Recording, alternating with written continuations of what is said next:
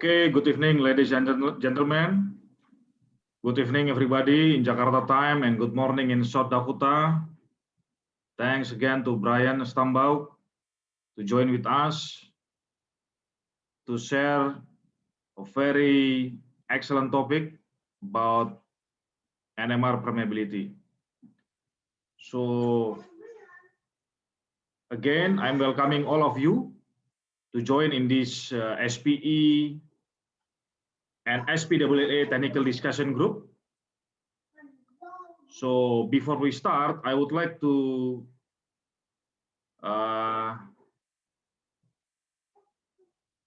share the CV for our moderator today. We have Bang Mirza Adesofi. Let me share screen.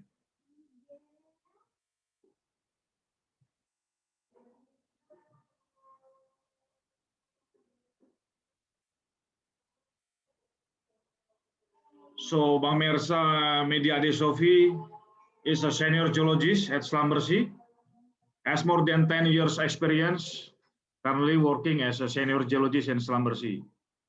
Before he was wireline field engineer as access program and have a field geology experience as well in Salamander Energy. Bang Mirza Media Adesofi graduated from ITB, Institut Teknologi Bandung, majoring geology earth science. So our today discussion is about discussion on permeability from NMR log and will be delivered by Brian Stambaugh. I think I will pass on the moderator to Bang Mirza to lead the discussion. I will stop share. All right, thank you, Mas Julianta, and thank you everyone for joining this technical discussion forum today. And good evening, good morning, everyone. So before we start, there are a few rules before for the discussion. Sorry. So we'll have Mr. Brian will have 45 minutes to an hour to present his talk, and then after that we will have an hour question and answer session. So you may ask the question after Mr. Brian finish his talk. And before I start, before I give the session to Mr. Brian, I would like to introduce the speaker itself. He has a lot of experience, especially in NMR. Let me share my screen. So this is his bio. Okay, so his name is Brian Stambaugh. He has 39 years of oil and gas industry experience with 24 years of consulting on project worldwide. He was graduating from BSME from South Dakota School of Mines. Initial assignments were with Schlumberger and as a computing center manager for Numar Corp as a consultant, NMR Petrophysics LLC. He has taught 58 short courses on magnetic resonance logging and bypass or unconventional resources to over 1,000 fellow geoscientists since '97. In addition to teaching, he provides petrophysical studies as well as guidance and processing services on magnetic resonance logging to many oil and gas exploration and service companies. Few projects that he has done is a major consulting project, including pioneering work for ConocoPhillips, or Eagle Ford, Burlington, ConocoPhillips, Leor Sevel, and Amoruso Deep Bossier Fields. Market Exploration Utica, Lundin Petroleum Johan, Kermekji Bohai Bay, along with ongoing work on Eastern Europe discoveries. So a lot of experience with NMR with him. So we can get a lot of. I hope that there are a lot of questions coming from us to him, since he is one of the guy that being in the first for this technology. So other recent and ongoing projects are in the Permian and Williston basins. He has authored papers on NMR logging and served as an SPWLA distinguished lecturer and SPE technology update speaker, as well as providing AAPG short courses. So that's all for his bio. So I will stop sharing my screen. And I hope that we can get a lot of information related with the especially permeability from NMR logs from our discussion today. Feel free to ask during the question and answer. So now I will give the session and the floor to Mr. Brian. Please go ahead, Mr. Brian. Okay, can you hear me okay? Sorry, I was experimenting with a visual background and I just messed it up. So no worries, no worries. So, I'll just be me. Sorry. Go ahead and share my screen.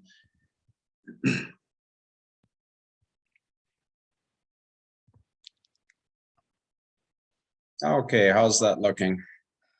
Looks good. Looks good. Thank you. Okay. Yeah. Thanks. Thank you for your section. Thank you for having me discuss this evening. We'll talk about doing this permeability from NMR logs, possibly later another section on fluid characterization. And I've got my contact info in here somewhere. You can feel free to contact me with email or Facebook or LinkedIn. I'll begin by just reviewing the basic measurement principle that many of you may be very familiar with, but really the tool is just a permanent magnet with a radio transmitter and receiver.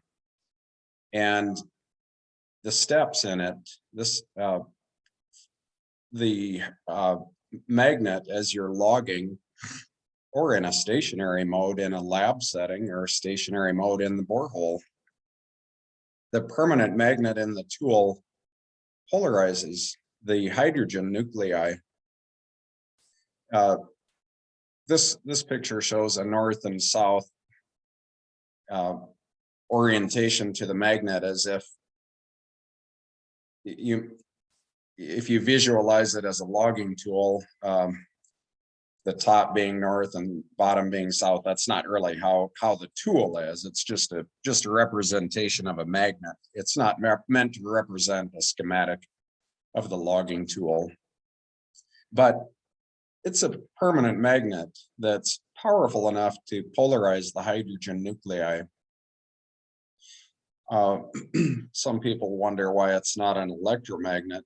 It's because there's just not enough power available to the logging tool, basically, to use an electromagnet, although that has been looked at in advanced applications.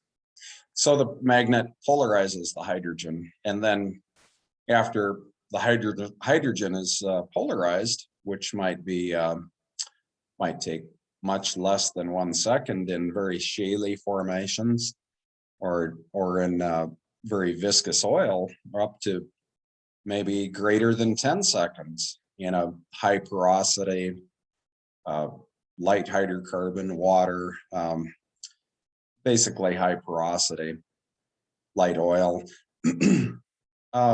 After that period of time, the radio transmitter is turned on, and a train of radio pulses is broadcast. And then after each spin, or after each pulse, a spin echo is returned from the hydrogen nuclei, and those spin echoes are recorded.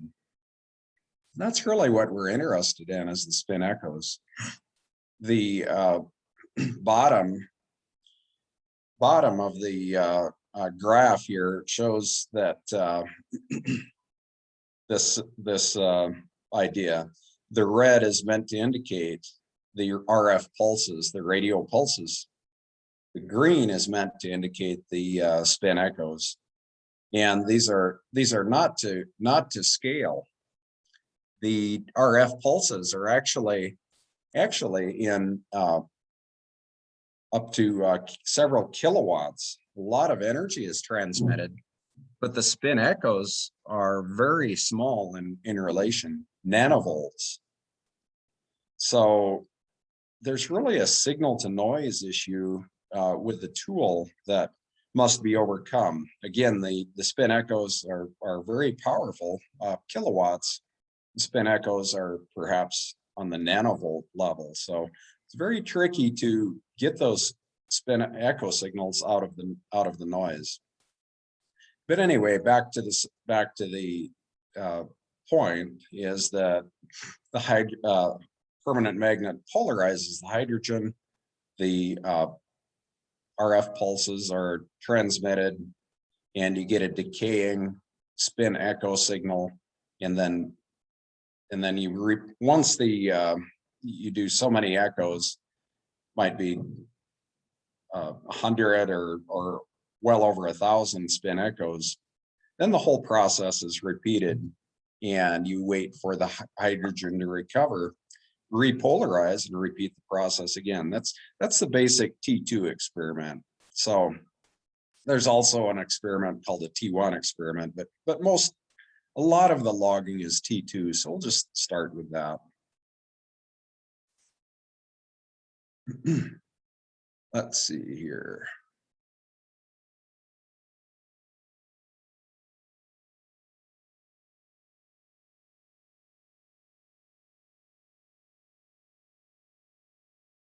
Okay, so the experiment timing, the top graph is indicative of the polarization. So along the x-axis is time in seconds. I think each division is a half a second. Let's see, I'm trying to remember where to turn on the laser pointer. Let's see here.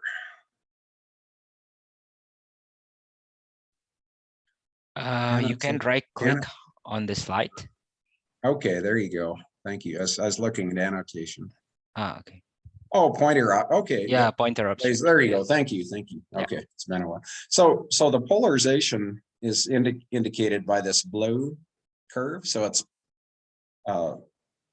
exponential polarization according to this time constant T1. So if you hear about a T1 log, or many of you may have worked with T1 logs, that has to do with how quickly the hydrogen is polarized. So again, these divisions are, in this case, it's half a second. So after 1 second, basically, it's all basically polarized.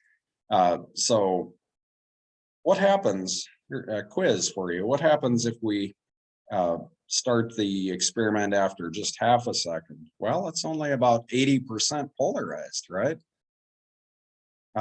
What happens to our subsequent experiment at that? If we start underpolarized at 80%, only half a second, what happens to our porosity? Well, we're missing part of the porosity. So that's the reason that it's important with these logs to use adequate polarization time. So again, the time constant associated with polarization is T1.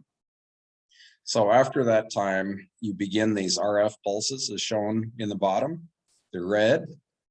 And after each pulse, hopefully you'll get a spin echo signal that's indicated by these black lines, and they decay with time. The reason you see that decay is interaction with the hydrogen in the water or the oil or gas, that those nuclei, those molecules are interacting with pore walls is one reason. They're interacting with each other, and also they're diffusing in space. So the decay happens with the spin echoes. And after a time period, you're down basically into the noise level. So how that exponential decay happens is an exponential decay according to this time constant T2. So T1 is polarization time constant. T2 is dephasing time constant. So both T1 and T2 will have to do with the rock properties and fluid properties. So what does the tool really measure, and what is inferred or computed? Well, porosity independent of lithology, yes, mostly yes, but it is affected by light hydrocarbons and other things like polarization time. So that the fact that it's independent of lithology is wonderful. It doesn't matter if it's quartz, calcite, dolomite, whatever. It's just counting hydrogen. So that's a terrific thing. Bound and free fluid volume, does it measure that? Well, not quite. It depends on what the cutoffs are used. Permeability, same thing. It doesn't permeability is measured by pushing fluid through a porous media under pressure and measuring the pressure drop. And the tool doesn't really do that. So it's not exactly measuring permeability. It's computing it or inferring it. Pore size, rock texture is computed or inferred. Fluid type, same thing. We do measure echo amplitudes. That's what the tool really measures. So how do they give us permeability?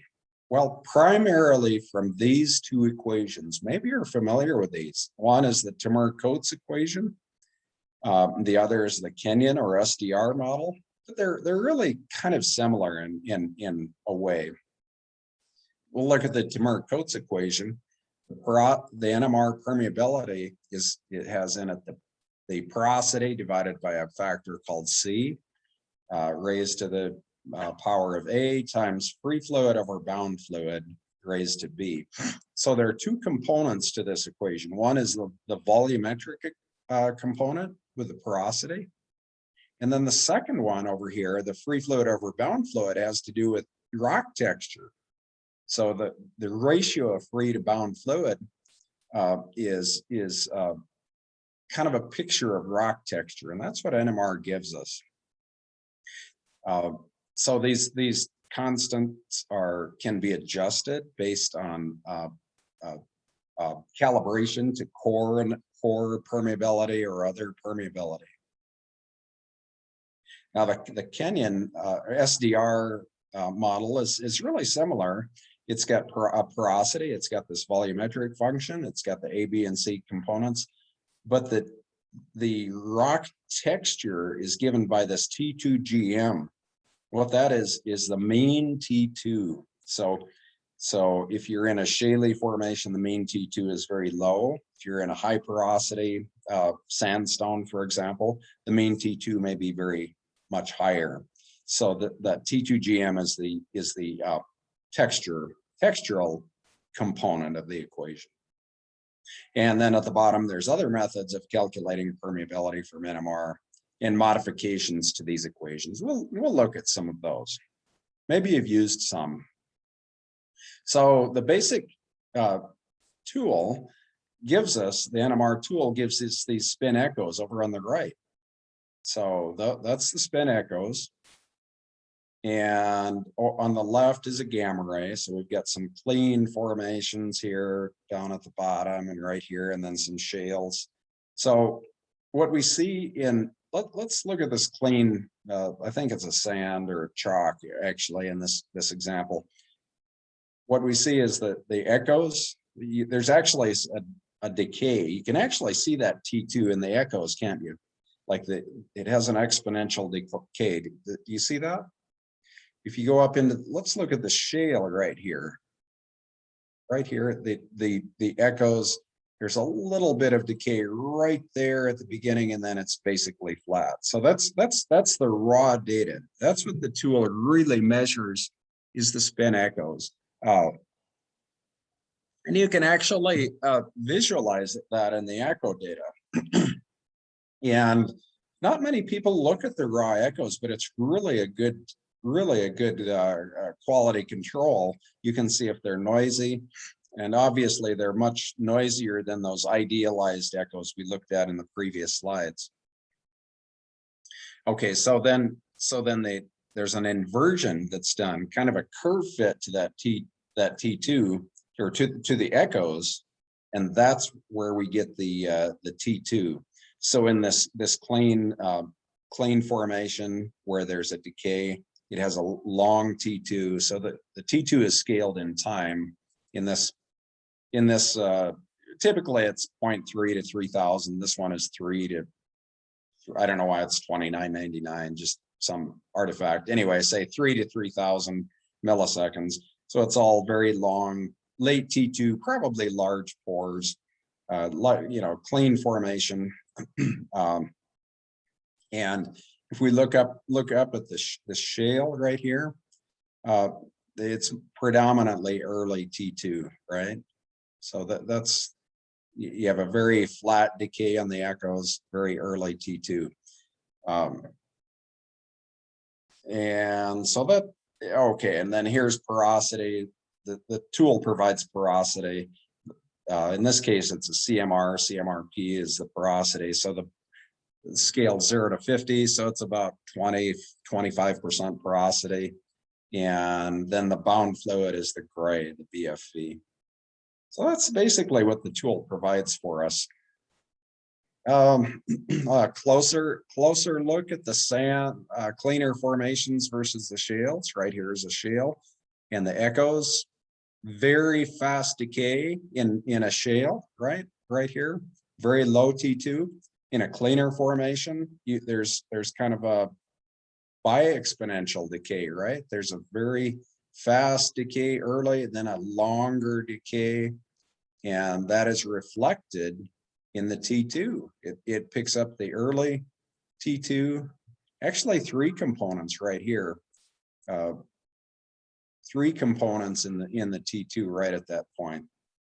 And that's the curve fit, or to the echoes, is called the inversion. And we'll look at some examples of how inversions can be different and can affect what the tool provides. But that's the basic thing that the tool is providing. You're measuring the echoes, you're solving for that, solving for the T2 basically, or group of or any number of T2 components that can be represented there. And that's important to remember. So what's the link to permeability? Well, this old Schlumberger slide that I borrowed is really a good illustration. These 2 core samples have similar porosity, 20%, 19.5%, but they have vastly different permeability. 279 millidarcies, 7.5 millidarcies, because of all the clay and fine material clogging the pores.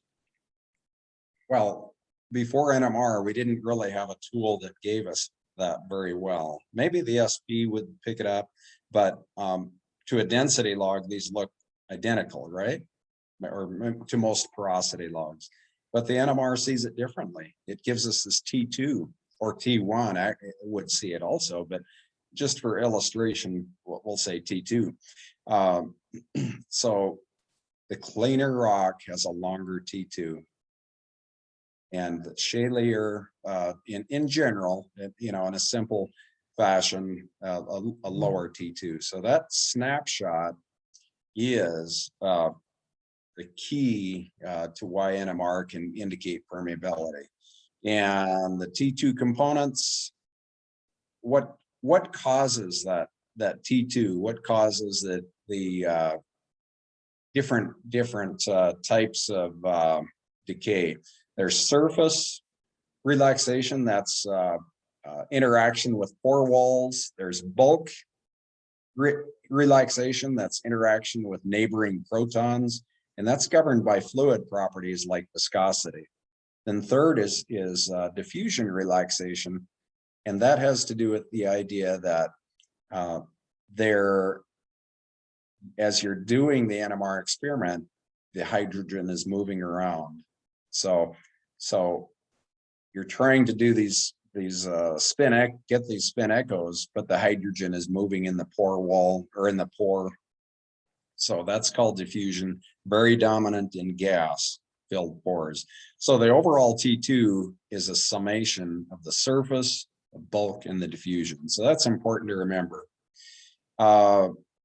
So surface relaxation, there's a small pore shale formation illustrated on the left. A lot of interaction in with pore walls, and the pore walls might have clay and paramagnetics, iron, aluminum, magnesium, so that you tend to have a rapid decay. In larger pores, less interaction with pore walls and the paramagnetics, you get less rapid decay. How about bulk relaxation? Well, they're in the 1990s and before, they began to do lab experiments, NMR experiments, and found that there's a very strong correlation of oil viscosity to the T2, and that's the bulk interaction. So again, this is in a vial of oil, so there's not really any pore wall effect. They found there's an excellent correlation of viscosity to T2. Now, the different curves are different frequency operating machines, so there's some dependence there, but a pretty good indication. Again, that component of that T2 decay, or T1 actually, is just due to interaction of the fluid, the oil within itself. So there's a T2 scale there, 0.1 to 10,000 and higher. And so light oil on the top, 2.7 centipoise, has a very high T2, 609 milliseconds. Moderately viscous oil at 35 centipoise, 40 milliseconds. Viscous oil, thousands of centipoise, has a very low T2.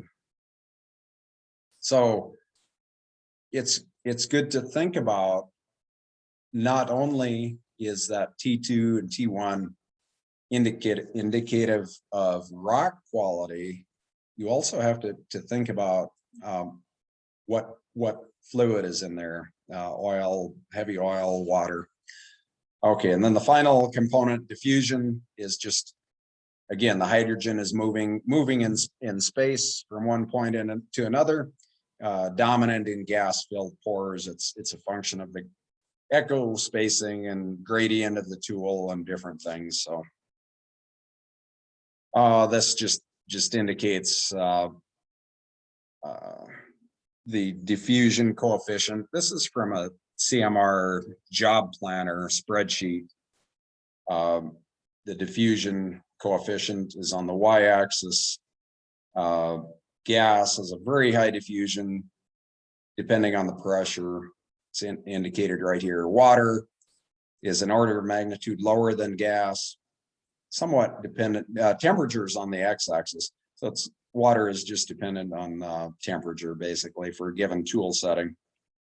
And then oil is another order of magnitude lower, or 2 or 3 orders of magnitude lower, depending on viscosity. Here's the viscosity scale. Actually, very light oil, 0.1 centipoise, is kind of similar diffusion to water. So there's a little bit of crossover there, 0.1 to 0.5 centipoise. There's some similarity to water in terms of diffusion. The point of all that is this T2 provides insight into the rock texture, and the rock texture, surface to volume ratio, really what controls permeability is pore throat size. But the NMR gives a link, the snapshot of surface to volume ratio. And typically there's a link to pore size. So that's why it can often work for permeability. Now, one thing I want you to think about, I want you to remember from this talk is that the T2 that you get from your log is a non-unique solution. In this paper, I think this was Shell. They ran a Baker tool and Halliburton tool in the same well, and these are the two wells. This is a Halliburton Emerald log. The T2 is in yellow, T1 is in green. And this is the Baker log.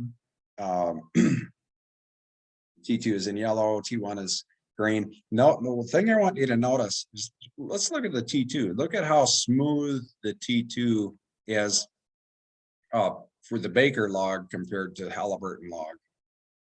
So there's a lot more visibility here. And I'm not saying one is right or wrong, they're just different. So that you get a T2 from on your log, it kind of depends on how it's processed. And the tools basically are similar. They're providing spin echoes. I mean, there's some differences, but it's not really a function of the tool here. It's a function of the processing. So just remember that the T2 or the T1 is a non-unique solution. The reason that's important is, let's look at this interval right here. Sometimes we say that later T2s are maybe indicative of maybe a larger pore size. Well, this log is saying maybe there's a little bit higher pore, longer, some bigger pores out there that this log is not seeing. And I'm not saying that Halliburton's tool sees pores that Baker's doesn't. That's not what I'm saying. I'm just saying there can be processing differences there. Okay. Okay. So how is the bound fluid computed? Well, why do we care? Well, we care because remember that the Numar-Coates equation has free fluid divided by bound fluid. So that's important in that equation to get permeability. So the basic method for computing bound fluid is just a cutoff. So here's the T2 from the log, for example, and a cutoff is applied. A kind of a default cutoff for clastics is 30 or 33 milliseconds. Was established for sandstones based on the average of samples from all over the world. This was established in the 1990s. Carbonates in general were found to have a longer T2 cutoff of say 90 milliseconds, but a lot more variability. So that's a cutoff. And you can always recompute your NMR log with a different cutoff. Very easy to do with most software. The second method that's commonly used is a spectral or tapered BVI method. And instead of just a fixed cutoff, they use a weighted kind of a little bit of the entire T2. For the early part of the T2, the weighting is very high, as you expect, but they're also using a little bit of the later T2 bins also. So those are the primary methods used, cutoff or spectral. And if you have what you wonder about which method was used in your log, you can look at the insert on the log header, and it usually says which method was used.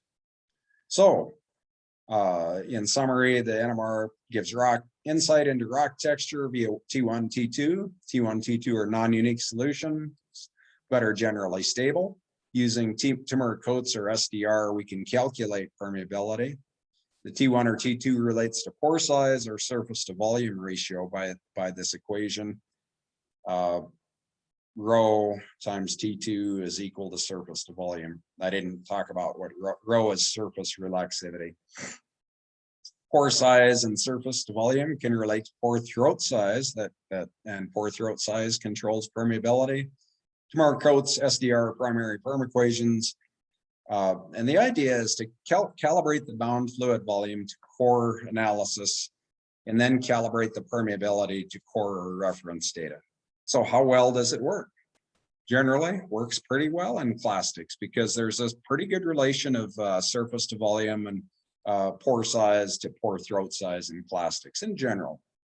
You can adjust these equations to core or other. For carbonates, the link of surface to volume and relaxivity are different. So permeability from NMR may need fine tuning or different methods.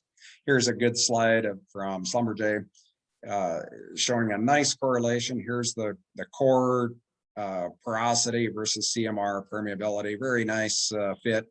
Here's the CMR permeability versus core. Pretty nice fit. A little bit off on the bottom, but it's a you can do a pretty good fit like that. Pretty good results in plastics. Here's another example. Let's see. Okay, the dots or the little squares are core permeability on a logarithmic scale, and the green is the SDR result. The red is the Coates. Looks like it maybe needs a little bit of adjustment, but overall not too bad a fit. Falls apart in the shale a little bit, but that's pretty typical of plastics. This one, the permeability is NMR permeability is red. This is the Gulf of Mexico example, and it is very common to use percussion sidewall cores in the old days for in the Gulf of Mexico. So these green dots are permeabilities from percussion sidewall cores. Well, what's wrong with that? Percussion sidewall is essentially blows a core tube into the formation with an explosion and retrieves the core, and of course there's some shattering of the or damage to the rock. So the permeability is more I don't think they measure it exactly, it's just inferred. So it's not a gold standard for permeability. Nevertheless, it's not too bad a fit. There's some thin beds here, so some error right there. But you have to consider what your reference here is, and in this case, percussion sidewall core is not really a gold standard. Okay, here's the another key thing I want you to remember from this talk. This is an example from the Gulf of Mexico at I believe a turbidite, highly laminated. Here's the neutron density, and this long sand section here has some neutron density separation. Well, it turns out that it's thin laminations, 6-inch sand shale laminations continually through there. And of course, the logging tools other than the image log cannot resolve those.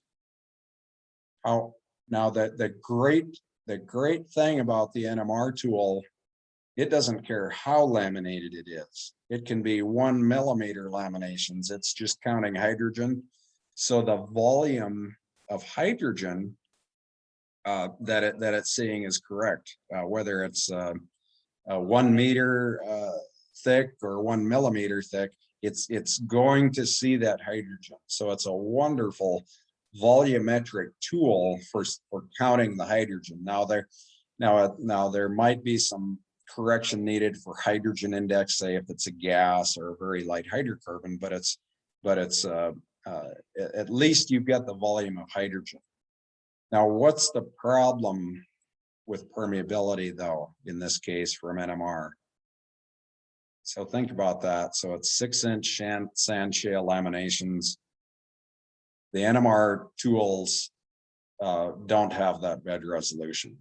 So even though they're counting the hydrogen correctly, it's not resolved in the beds properly, because in this case, it's an Halliburton emerald log. It's probably 4 or 5 foot bed resolution, 3, 4, or 5 foot. So in order to calculate permeability, if you remember that Numar-Coates equation, you've got to have porosity. Well, you're not resolving the porosity correctly in a 6-inch sand shale with a 4-foot bed resolution. And free fluid over bound fluid, you're not resolving it. So the permeability, the volume of hydrogen over here is correct, but the perm is not. So you've got to use some other method to get probably permeability, even though your volumetrics are okay. Okay, here's a terrific Baker Hughes example of the whole process, calibrating the permeability to core results. In this case, they're calibrating it to their permeability from the RCI, which is their formation tester tool. And that's what those dots are, the permeability. They calculated from that formation tester called the RCI. Now, do you remember in the Numar-Coates equation or the SDR equation, they've got those factors A, B, and C. Well, what they've done here is figured out which factor of C is best, has the summation of error, which C factor gives the best fit to the permeability, to the reference permeability. And they tried different factors of C from 8, it looks like, out to 23. And the best fit was with a C of 14.5. So that's a good illustration of calibrating to the NMR permeabilities to some external information. And in that case, that the factor is 14.5. Here's another example where they calibrated two things: the bound fluid, and then calibrated the permeability. So you remember that Numar-Coates equation has porosity in it, and then free fluid over bound fluid. Well, we need to get the bound fluid right. So that means we need to get the right T2 cutoff to apply to get the bound fluid. And so that's what they did here. They had capillary pressure data that told what the SW irreducible was. And they did a summation of error versus T2 cutoff. They found the cutoff was not 30 milliseconds, it was 80. So that's the first step, was they got the right bound fluid. And interestingly, it looks like there's two kind of facies here. This has very low bound fluid, and then they go into this species with a much higher bound fluid. But it looked like 80 milliseconds worked regardless of which facies they were in. So that was the first step: calibrate get the right bound fluid, and then the next step was come up with the right C factor, A, B, and C factors for the Numar-Coates equation. So here's the first step. The bound fluid was from core. Okay, this is from core bound fluid at a capillary pressure of 100 psi. And at 30, initially they tried 33 milliseconds and very poor fit. So here's with the new calibrated it to 80 milliseconds and a very good fit. And then they went ahead and did the summation of error to determine the correct C factor. And they used, instead of 10, 10.91, and instead of 2, 1.73. Very nice fit to permeability, regardless of the facies. So that's the whole process. I would, that should be done, is to get the bound fluid correctly, and then then the Numar-Coates equation or SDR, whichever equation you're using. Another example, very good fit there. This is another well, and the same parameters worked on the second well. Okay, so that's how about carbonates? Well, it's a different story with carbonates. There's not as nice a link of pore size, the rock texture, surface to volume to pore throat size. It can be all over the place. And let's see, here's these 6 samples, very low permeability, has some large vugs. Get down here to 4A and B, there we've got permeability. So there's a pretty, well, I guess these are somewhat higher porosity.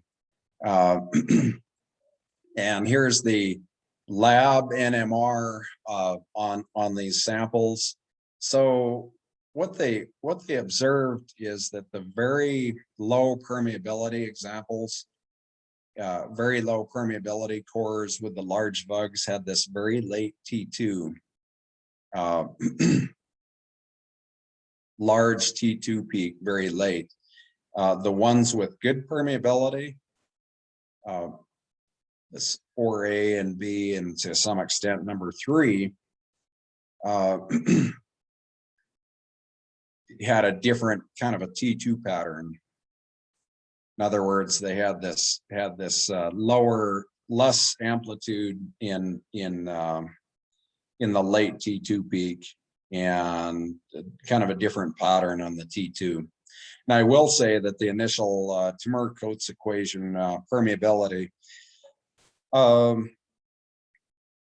was not a very good fit, but using these, after they understood what was going on with the T2, that they can modify the equation to kind of exclude that late T2 peak that was just from the large vugs. So it's a little bit different in carbonates.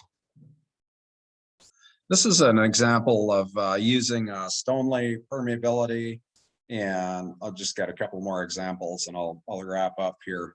And NMR. So in this case, well, the NMR is generally not a good fracture permeability identifier. The volume of the fractures is just not sufficient to see the impact of permeability, or to be seen on NMR. With the Stoneleigh sonic permeability is able to see permeability. So that the red is the Stoneleigh, very high, while the NMR is very low. So they're thinking this is a fractured reservoir. This is one other quick example. This is another granite wash in the US.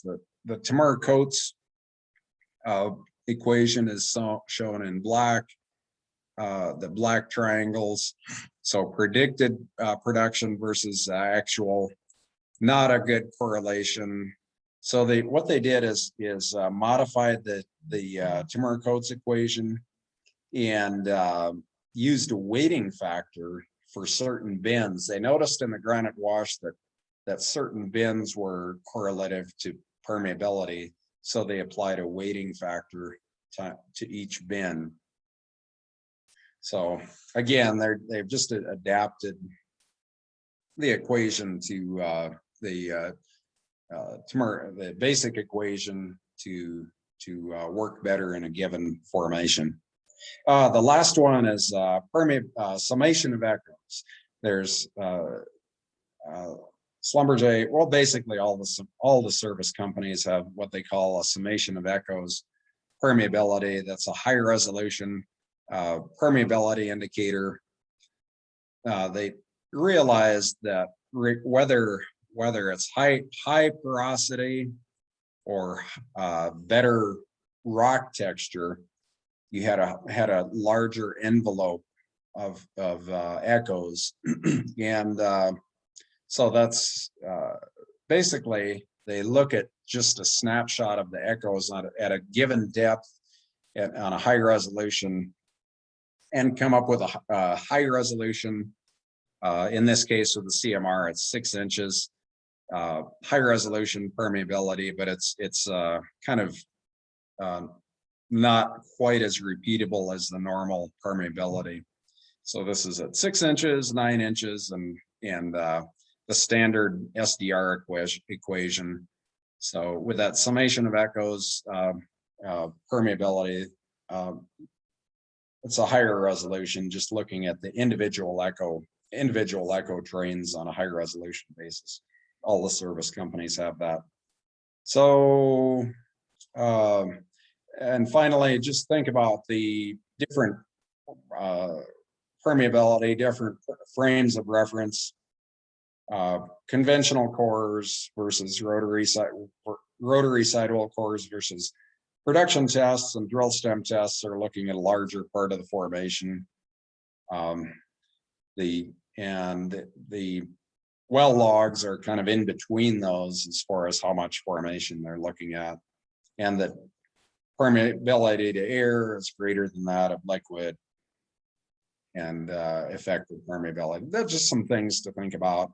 And then at ambient stress versus reservoir stress. So let's go through this.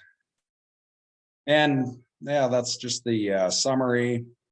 And I'm kind of at the end of my 40 minutes, so I'll probably wrap up here, and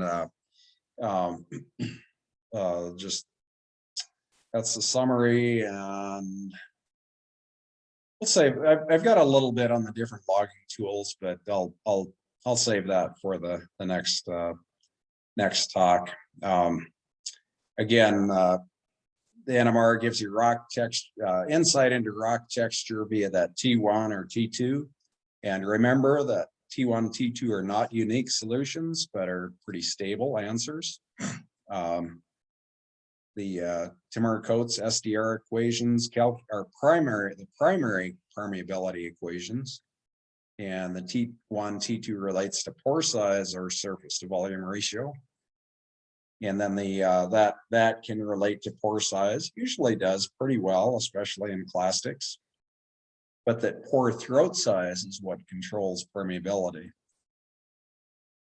And it's important to calibrate that permeability and also the bound fluid, because that's what goes into the permeability equation, that calibrate the bound fluid and the permeability to core or other reference data. And that's about all I have. So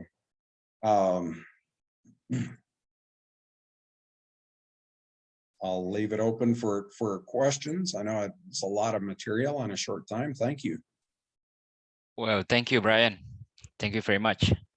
So we open for question and answer session now.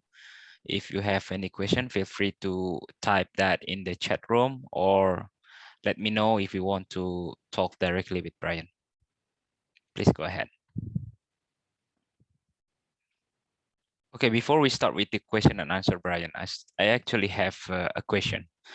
So the first one is, as we know that the NMR or CMR or any magnetic resonance tool has a very shallow depth of investigation, right? In the water-based mud, usually it's not an issue if we have a good borehole. But what do you think, how to tackle the invasion in the oil-based mud? Because it may affect the reading of the log, right? That's the first one. And the second one is about the permeability. So you mentioned there are two methods to calculate the permeability from CMR, right? The Timur-Coates and the SDR. So as far as I know, the Timur is really sensitive to the buoyant fluid cutoff, right? It's really depends on that. So as far as I'm thinking, I'm not a petrophysicist, but as far as my understanding, does the SDR is better mostly in the Timur than the Timur? Because SDR is independent for the buoyant fluid cutoff, right? So what do you think on that? That's all. Yeah. So the invasion, that's a great point, because the kind of the conventional thinking was that oil-based muds don't really invade, but every NMR log you see, you can just virtually you can see the oil-based filtrate. So they do it. The filtrate does invade, and the NMR tools see an inch to, I mean, a few couple 3 centimeters up to 4 or 5 inches, 4 inches or so. So they're seeing kind of a very shallow depth. So they see that invaded zone, and that's a big thing for a couple of reasons, because it does affect the T2 if it's really the light oil of the oil-based mud filtrate tends to push the T2 out farther. There's some documentation or papers written about it affecting wettability with certain surfactants. So the oil-based mud with different surfactants can shift the T2 back farther, nearer or farther, longer or shorter. So that does affect it. That's a great point. So, and also with your point about the SDR equation may be less affected by that bound fluid cut. Well, it doesn't have the bound fluid cutoff in it, so it might be a little better in that case. So so how would you handle that? Calibrating? So it really goes back to having some reference data. So if you're drilling with oil-based mud or whatever the fluid, having some good reference data for permeability that you can trust, whether it's a build-up test or a core data, good core permeability, whatever your good reference data is, and then going ahead and just realizing that the NMR data, the tool is probably affected by the invading fluid. Go ahead and just adjust those factors to calibrate to that reference data. So and also realizing that those factors in the Numar or the SDR equation could be different in the water column versus the oil column or the gas, because that T2, you might see a shift in the T2, like you mentioned there with the oil-based mud. So you're just really calibrating in to your reference data and checking it in each type of fluid, and then and that's a great point with the that SDR equation just looks at the mean T2. Now that might shift too in different invasion. The T2 might shift one way or the other because of the oil-based mud and so on. So it could be affected somewhat. I haven't seen where one is just kind of better than the other on a whole regard in general, but definitely can be affected. And at least with the SDR, you're getting away from just using that. You're kind of removing that in a way. You're removing that bound fluid cutoff at least. Okay, the solid. Okay, oh, go ahead. So, okay, does that kind of make sense? Yep. All right. Thanks. Okay. Yeah. Okay. So, and then a question of how to adjust the C from permeability. That's where data to calibrate. Core data, good core data you can trust for permeability, or if you have mobilities or permeabilities from a formation test tool or something, anything you can trust as your gold standard of permeability. Oh, and then another question. One more on that. I guess you could calibrate it to build up test permeability from a flow test, or also and realizing that that's looking at a larger volume than the NMR tool. And then the question, elaborate more on that NMR is independent lithology measurement. Yeah, so it's counting hydrogen, and it doesn't matter what rock it's in. It's what type of pore space, the sand, lime, dolomite, or whatever. So as far as counting porosity, and it can even be laminated, like that case I showed. It can be very laminated, and it will give you the correct porosity if there's a big if. That's if you used a long enough polarization time, number one, and number two, that it's not greatly gas affected. So if it's a light hydrocarbon like a gas, you might have to apply a hydrogen index correction, or even with a light oil. So if you have those two factors, then you're good on lithology measurement, or independent lithology, independent for porosity. But that's a whole different story for the T2 cutoff, because that can vary greatly, even within a just even if it's just quartz, it can vary quite a bit. So the porosity is independent, lithology independent is one thing, but the rock texture aspect is different, is not. It is lithology dependent, if that makes sense. So, and then right, the T2 cutoff in that example that I showed was from core data. They happen to have core data and capillary pressure measurements at 100 psi capillary pressure that they trusted, and that was what that was for. And then so they knew that, okay, this is our irreducible saturation. So then they adjusted the T2 cutoff to make the NMR data, or to see what cutoff fit the irreducible the best, if that makes sense. And that brings up another point, is what capillary pressure do you use? They used 100 psi, so you have to know that's kind of an input. Should it be 100 psi? What's our height above pre-water? Should it be 100 or 50 or 200? So that's a little bit of an input there.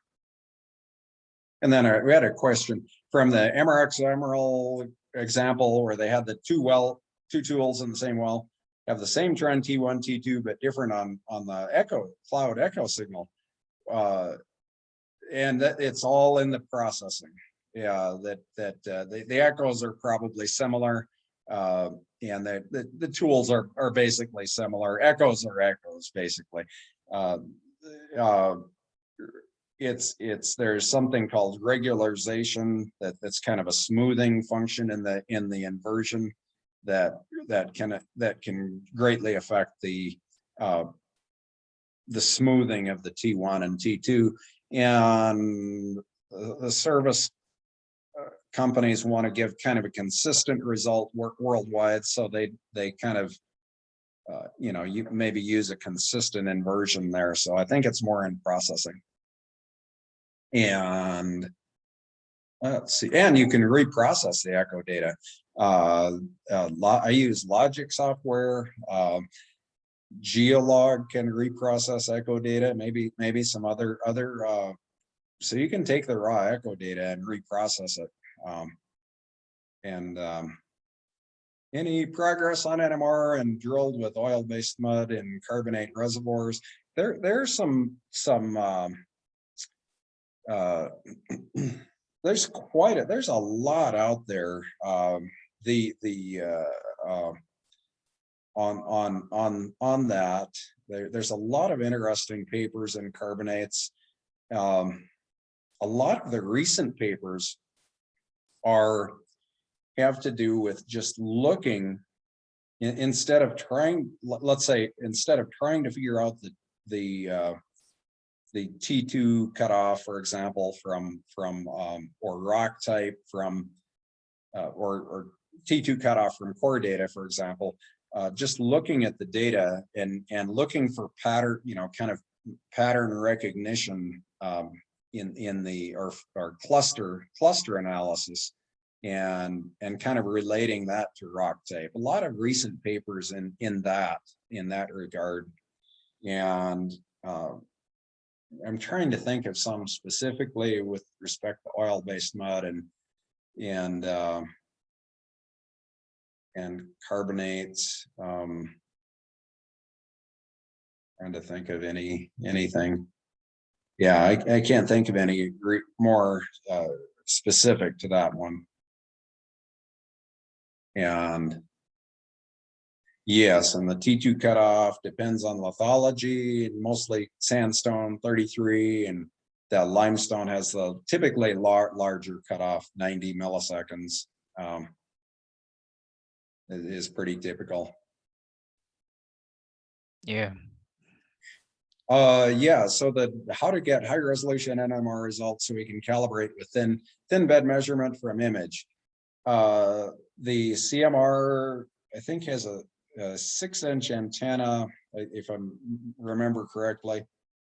And the other tools, and that the scanner, I think, has a high resolution antenna, 2 or 4 inches, something like that, in addition to the larger volume of antenna. Most of the logging tools from Baker and Halliburton and Weatherford has a new tool. They've all kind of gone to a similar design with a large antenna, 1.5 to 2 foot antenna. So by the time that tool is moving, you're looking at 3 or so foot bed resolution. But the CMR is, I think, 6-inch antenna, so it's a thinner bed. And then the scanner has the big antenna, but also a thin bed antenna, I think 2 to 4 inches. So that can be helpful. Those Schlumberger tools in that regard.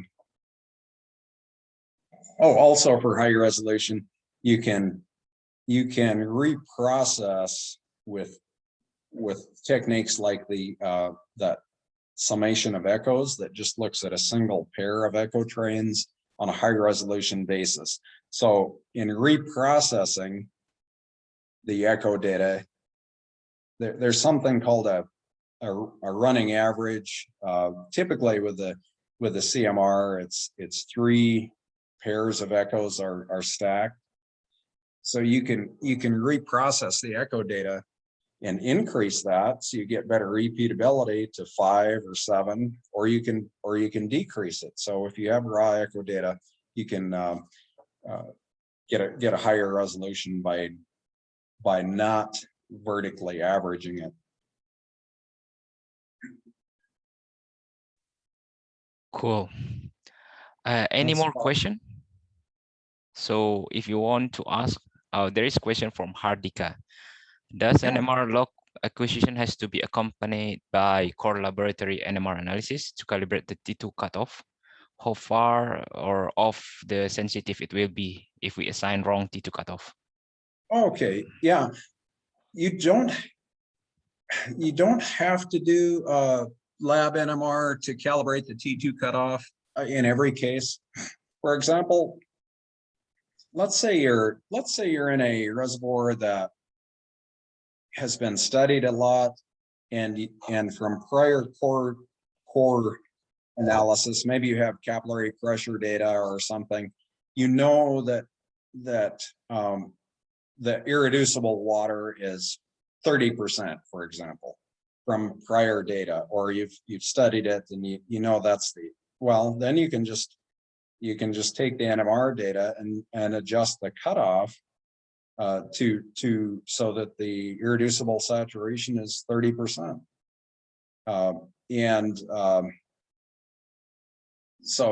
So you can, in essence, you can back into the result if you kind of know the bound water cutoff. That's one way to do it without core data or without lab NMR, and the other way is let's say, yeah, I guess with it, let's say you have absolute confidence in your Archie solution from resistivity, and the Archie solution says 20% SW, and you know the MNN for this formation and all that, and you know Archie solution is right, then again, you just adjust the T2 cutoff to match that. So that's a couple of ways of going without the lab data. And there's some issues with lab data. You've got to do it at the reservoir temperature, and also the different fluids, invading fluids can affect it. Like as Bren brought up before, what if it's oil-based mud affecting the log? Well, typically with lab NMR, they clean the core and saturate it with brine and desaturate it. Well, that's very good, but that's not what the logging tool saw. The logging tool was seeing some mix of invading fluids and maybe a very good lab NMR measurement, but it might not relate to what the tool saw because of invasion. How far off will it be if we assign the wrong T2 cutoff? Let's look at quickly. I'll look at an example of that. Back to this. Okay, like this example.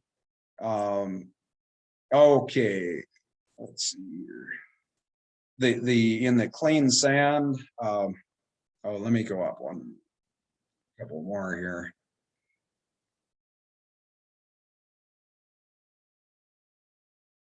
Okay, so in this example, it doesn't show the logarithmic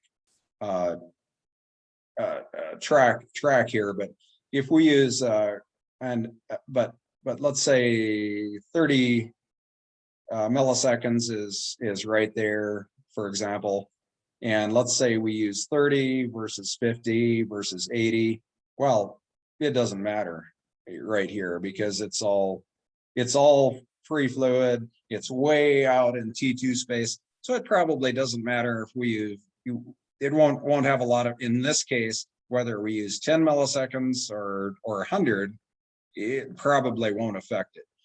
Right here, for example, if we use 30 versus 80, there might be some big changes. So it just depends on what in the individual case, how the sensitivity in the T2 cutoff, if that makes sense.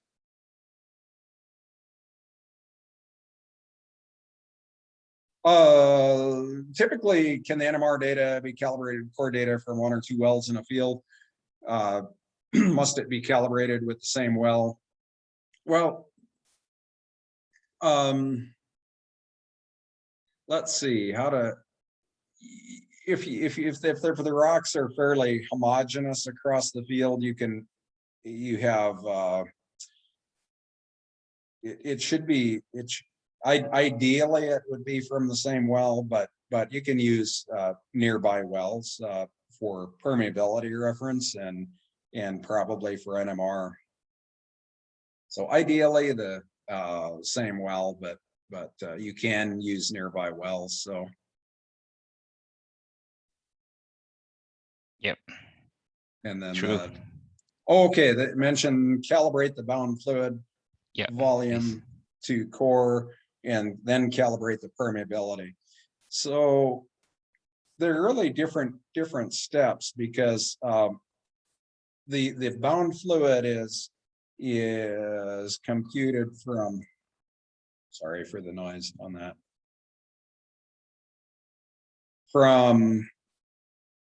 By adjusting this T2 cutoff, and typically 30 for 33 for clastics, 90, 80, 90 for carbonates. So we want to get that T2 cutoff right. That's one issue with the log. So that's kind of a separate issue, and that can be done by having capillary pressure data that actually measures the irreducible water or porous plate, to measure with the bound water, and then so that's one thing. And why do we want to do that? Well, because we want to get the bound fluid right, because we go back, that bound fluid goes into the Numar-Coates equation, free fluid over bound fluid. So if we want to calculate Perm right, first we have to have this factor right, the permeability, the bound fluid, and then we have we can adjust these factors in the permeability equation. We could skip that and just do the adjust the permeability equation, but it's better to get the bound fluid right. Kind of separate.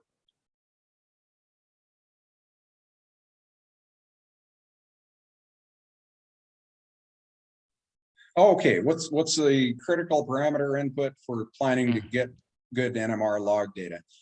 Well, there are kind of two classifications of what you can do with the NMR tool. One is just a basic T1 or T2 log to try to get rock texture information, like the logs we've looked at with a T1 or T2 plot. That's a basic answer. The whole other thing you can do is fluid identification. That may be in the next talk. And if you already know your fluid it's an oil field or it's a gas field, there's really no point in spending the time and money doing a lot of slower logging to get fluid identification. There's just no point in it. If you want to get rock texture, you sit down with the service company and say, hey, I want to figure out permeability, and focus on that. And then fluid identification, if that's a question, then you focus on that part. So, but other than that, to get good log data using a long enough polarization time, and all of the service companies have job planning, forward modeling. You tell them the porosity and the expected porosity and fluid type and rock type, and they'll come up with an expected polarization time. But the newer tools can log fairly quickly with a long polarization time, so that's kind of easier to do. So polarization time, if you're looking at a higher porosity, longer T2, getting sufficient number of echoes to kind of resolve the T2 at a long out in T2 space is important. And then as far as quality control, it's just like any other log. You get the quality control parameters from the service company, and get the quality plot, make sure everything is within specification, calibrations, run a repeat section, just like any other logging tool. And then the porosity should match other logging tools. And finally, does the final answer make sense? So, and then this question, new development or decentralized. Yeah, so all the new tools, Baker and Halliburton, Weatherford, Schlumberger, they're all decentralized. And remember, the old Emerald was centralized. And basically, the Emerald was centralized in order to have a uniform gradient from all around the tool, which made diffusion measurements possible. And then Schlumberger developed the CMR, I think, to get around the Numar patent on the centralized tool. It was decentralized, so it was kind of a patent thing. But now all of the tools are decentralized. And the advantage of that is you don't have to transmit across the mud column. So the magnetic field is closer, it's right against the formation. So you get a good magnetic field strength there. And also you're not transmitting the RF across the mud column. That was particularly a problem in saltier muds, that the RF energy would be dissipated across the mud column. So all of the companies have moved to decentralized tools and good data, all good tools. And the CMR was kind of shallow reading, maybe a little less than an inch. So maybe some difficulties in rugose bore holes. And the emerald would see past some of that rugosity. So that's a little bit of an advantage to the emerald, but now all of the more recent tools see a little deeper into the formation, 2, 3, 4 inches. And so they tend to see past the rugosity. So they've all kind of gone to a similar design that's probably more optimum. Good data from all those tools. All right, great. Any other question from everyone? Bang Mirza, I have a question. Yeah. Brian,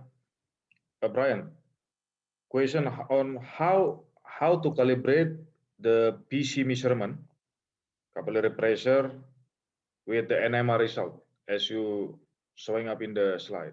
Can you elaborate? Yeah. more? Yeah, that's a great question, because if I can take a moment to go to a different slide, let's see. Okay. Oops.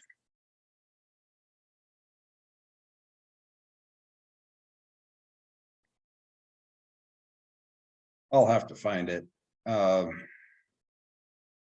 take a minute here.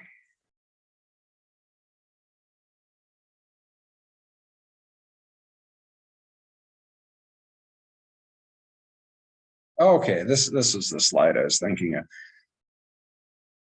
We talk about what's bound fluid. This is a capillary pressure curve of capillary pressure, PSI on the y-axis and water saturation on the x-axis, and that irreducible water is the point kind of at infinite capillary pressure, right? So do we want to, and we want to measure capillary, or we want to measure bound water, irreducible water with the NMR tool. So do we go at measure that at infinite capillary pressure, or are we more concerned with the critical water saturation, which is farther down on the capillary pressure curve, maybe 100 or 200 PSI or whatever? And I don't know the answer. What capillary pressure should you use? I don't know. I'm not an expert on that. And that's something you would need to sit down with your reservoir engineer and figure out your height above free water and figure out what capillary pressure should we calibrate it to, because that will affect that water saturation, that you're taking the core to a certain capillary pressure. In that one example we looked at, they used 100 PSI. That may not always be correct.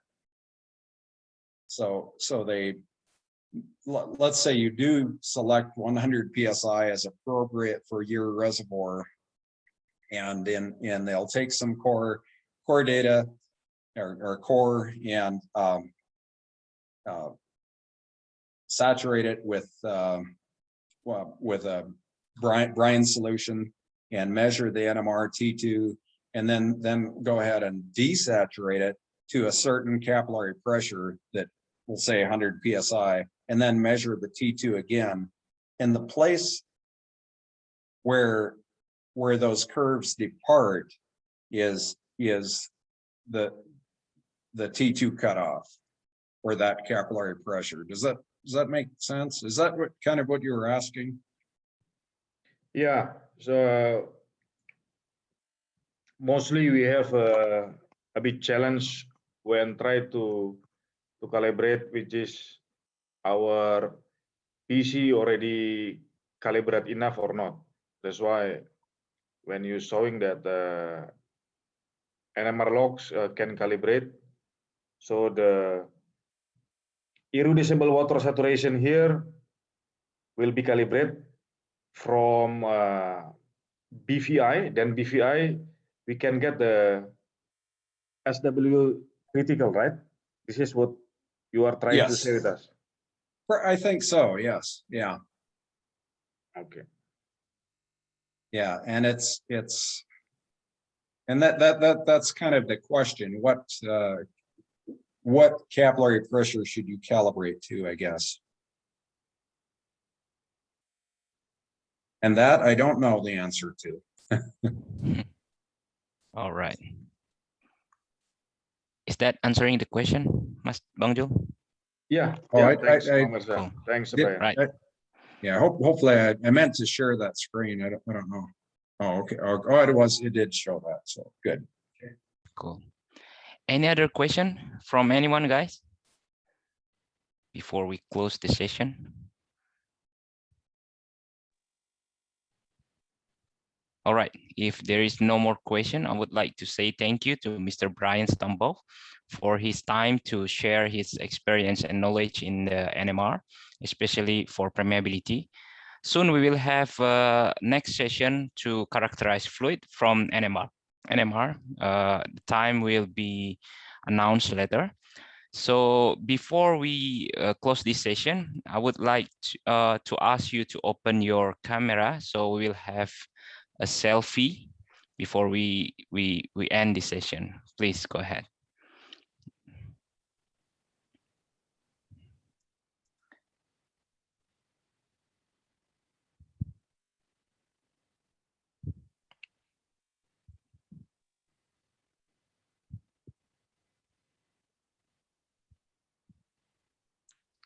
Anyone who wants to open his camera or?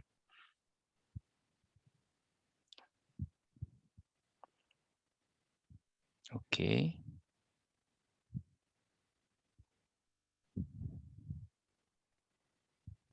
Cool.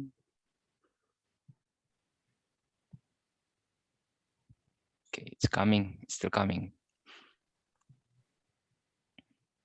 Please open the camera.